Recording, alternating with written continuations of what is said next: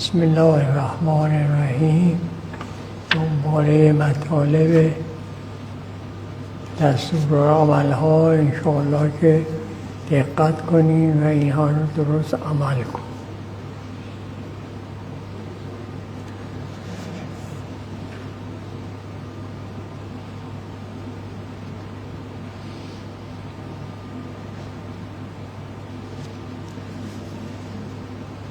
برادران مکرم و خواهران عزیز، سلام علی من قلبه مطمئن بالایمان. مبعث رسول اکرم تولد آن سرور است که فرمود هیهات من الذله، سر و جان و اهل بیت را فدای حب الهی نمود، اما حاضر نشد از ایمان و عزت الهی خویش و اسلاف بزرگوارش ذره چشم بپوشد. این دو عید را به همه تبریک میگویم. ایمان امری قلبی و انفرادی است که اهل ایمان را به هم نزدیک می سازد و آنان را در حلقه ارادت و دلبستگی به مولا در یک سلسله متصل می سازد. سلسله موی دوست حلقه دام بلاست. هر که در این حلقه نیست فارغ از این ماجراست. آنکه از این حلقه بیرون رود سرگشته، حیران، نادم، پشیمان است. اما خداوند مانند هر مخلوق دیگر که جان او را نگه می‌دارد تا شاید مجال خضوع و خشوع یابد. الم یعن للذین آمنوا ان تخشع قلوبهم لذکر الله. آنکه جان بدهد اگر بکشد رواست.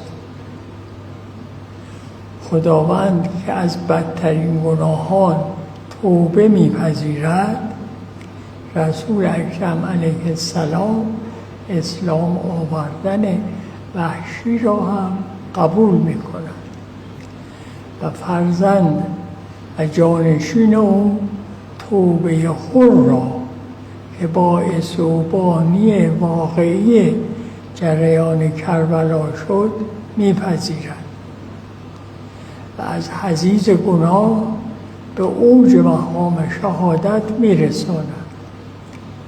امیدوار باشید که گناهان ما را هم ببخشد، ولی تا این بخشش و توبه آشکار نشده با گناهکاران باید ملایم بود بدون اینکه از آنها درس گرفت. بنا به گفته لقمان که به او گفتن ادب از که آموختی؟ گفت از بی‌ادبان. فرمود الناس من خوف ذلت فی الذله. مردم از ترس اینکه به ذلت نیفتند خود را به ذلتی 100 درجه ذلیل‌تر مبتلا می‌کنند. زینب علیه السلام در مجلس عبید زیاد یا یزید در پاسخ بی‌ادبی او فرمود اگرچه قدرت دست توست ولی ذلت هم از آن توست. ما مصداق تو عز من تشاء و تو مصداق تو ذل من تشاء هستی. شما سعی نمایید ایمان قلبی را مستحکم داشتید. در امور مربوطه به شریعت از فتاوای مرجع تقلید خود پیروی نمایید. و سعی کنید با نیت پاک که آثار آن در اعضا و جوارح هم بروز می کند با اعمال صالح مدل و نمونه باشید.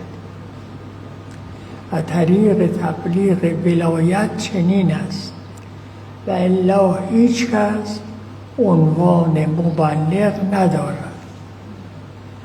مجالس شب جمعه و دوشنبه را مرتب داشته باشید.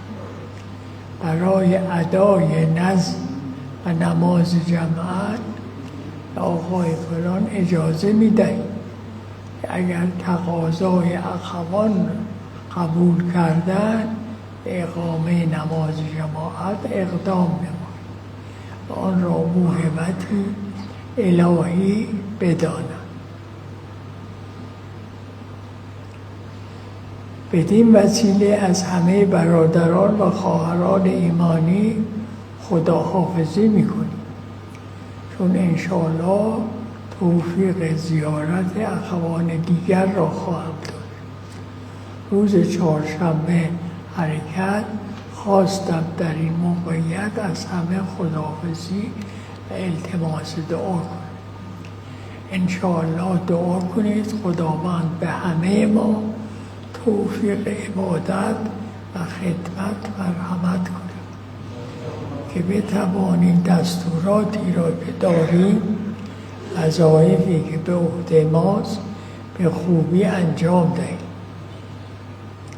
توصیه و سفارشی که از مدت‌ها قبل از زبان مرحوم حضرت آقای رضا علی شاه و سپس مرحوم آقای محبوب علی شاه فرمودند و ما هم تأکید کردیم، بنا به مقتضای زمان ضرورت دارد مجددا یادآوری کنم. این است که سعی کنیم نه تنها اختلافی با برادران ایمانی نداشته باشیم، بلکه حتی اگر جزئی ترین کدورت و تیرگی در دل شما وجود دارد، سعی کنید آن تیرگی را مرتفع سازید که خداوند در قرآن فرموده است همان مؤمنینی که لیاقت و استحقاق رفتن بهشت را دارند اگر با هم کدورتی در آن دنیا داشته باشند، بدون این قل و سیاهی را خداوند از دل آنها پاک می‌کند و در بهشت را به روی همه با کمال محبت و برادری جلوس نمود. پس می‌بینیم یکی از خصوصیات بهشت نبودن قل و غش و نبودن تیرگی دل است.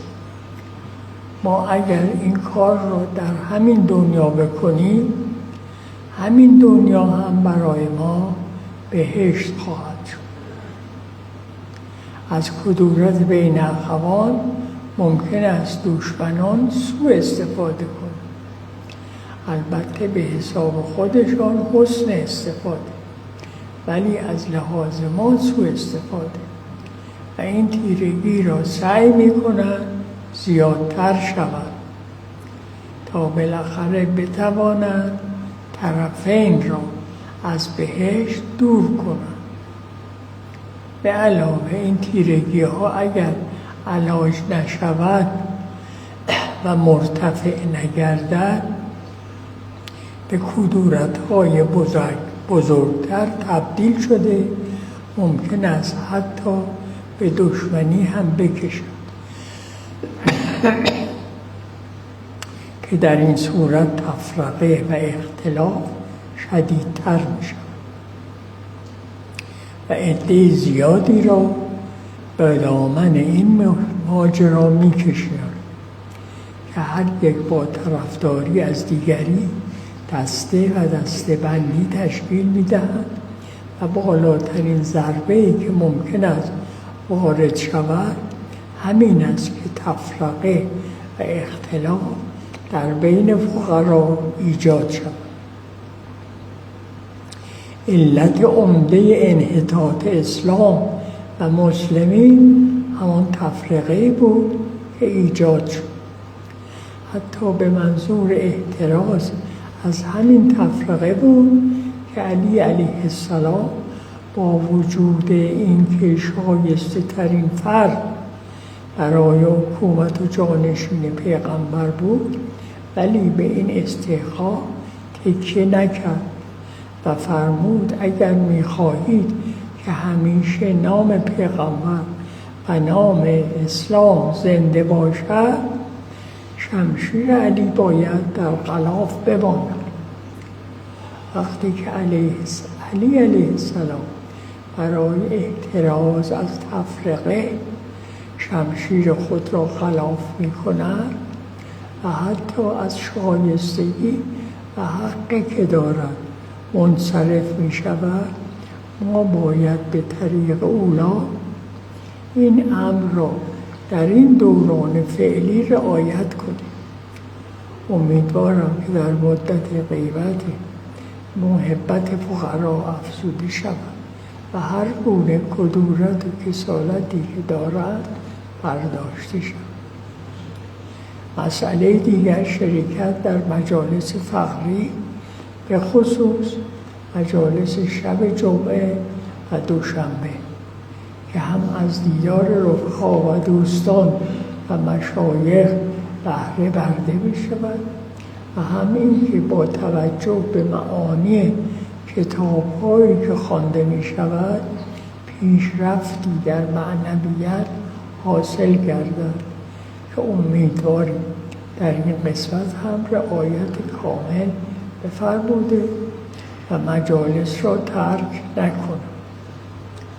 امیدوارم همه ما با دقت در کلمات و عبارات پند صالح سعی کنیم رفتار خودمان را مطابق با آن قرار دهیم و به اصطلاح بدنام کننده نکونامی چند نباشیم. توجه کرده که دیگران هم از درویش توقع دارند که به تمام محاسن آراسته باشند و خطای جزئی از هر درویش ببینند در ذهن آنها اثر بسیار نامطلوبی دارد و آن خطا را به درویشی نسبت میدهند. در این امر دشمنان ما و دشمنان اسلام بسیار کوشا هستند که همه معایب فردی یا نواقصی که داریم یا کوتاهی هایی که در انجام وظایف میکنیم به اساس سلسله نسبت بدهند. بنابراین توجه داشته باشید که خدای نکرده هر خطایی ولو سهواً از ما صادر شود و دیگران در اثر مشاهده آن سهو یا خطا به اساس درویشی بدبین شوند، در گناه گمراهی آن شخص ما هم شریک هستیم. بنابراین به مصداق اتقوا من مواضع التهم که در پند صالح نیز یادآوری شده توجه کنید که در مواضع تهم حتی حاضر نشد، یعنی هرگز کاری نکنید که بتوان از آن تعبیر نادرست انجام داد و شما و مسلک شما را مورد سؤال و تردید قرار داد. امیدوارم خداوند این توفیق را به همه ما بدهد که زین درویشی باشیم نه شین آن.